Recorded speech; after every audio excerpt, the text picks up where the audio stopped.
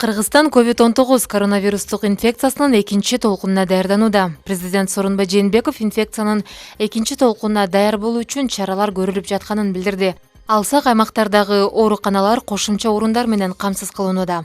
Азыркы учурда 12 объектиде жумуш жүрүп жатат. Аймактарда жайгашкан 9 оорукана капиталдык оңдоп-түзөөдөн өткөрүлүүдө. Баткенде 90 орунду, Нарында 70 орунду бейтапкана курулууда. Бишкек шаарында жана Жалал-Абад облусунда 100 орунга ылайыкташтырылган 2 оорукананын курулуш иштери башталды.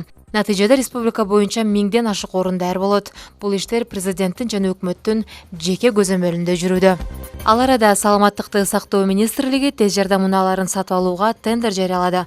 Мамлекеттик сатып алуулар департаментинин порталында айтылгандай, тез жардам унааларын сатып алууга 145 миллион сом каралган. Сынактык арыздарды 31 августка чейин тапшыруу керек. Биринчи лот 42 миллион 297,4 миң сомго 10 тез жардам унаасы. Экинчи лот 102 миллион 702,6 миң сомго 27 тез жардам унаасы алынат.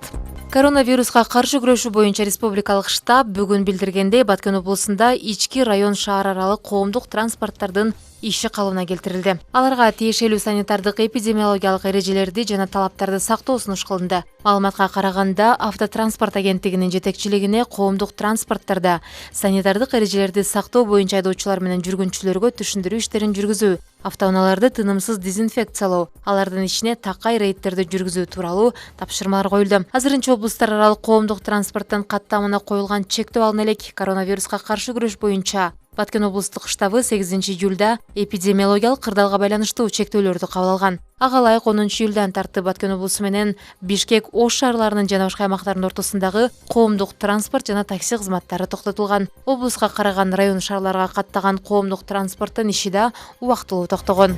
Өлкө аймагында күн сайын 50гө жакын атайын унаалар дезинфекциялоо иштерин жүргүзүүдө. Бул тууралуу өзгөчө кырдаалдар министри Замирбек Аскаров билдирди. Анын айтымында күн сайын УКМдин өздүк курамындагы 200гө жакын кызматкер залалсыздандыруу иштерин аткарууда.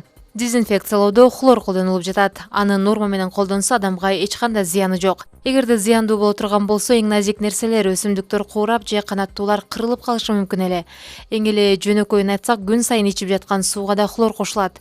Бизде хлорду сууга кошоордо санэпидстанциянын чечими эске алынат, дейт Аскаров. Ал вирусту жуктуруп албоо ар бир адамдын өзүнөн көз каранды экенин айтып, жарандарды эрежелерди так сактоого чакырды.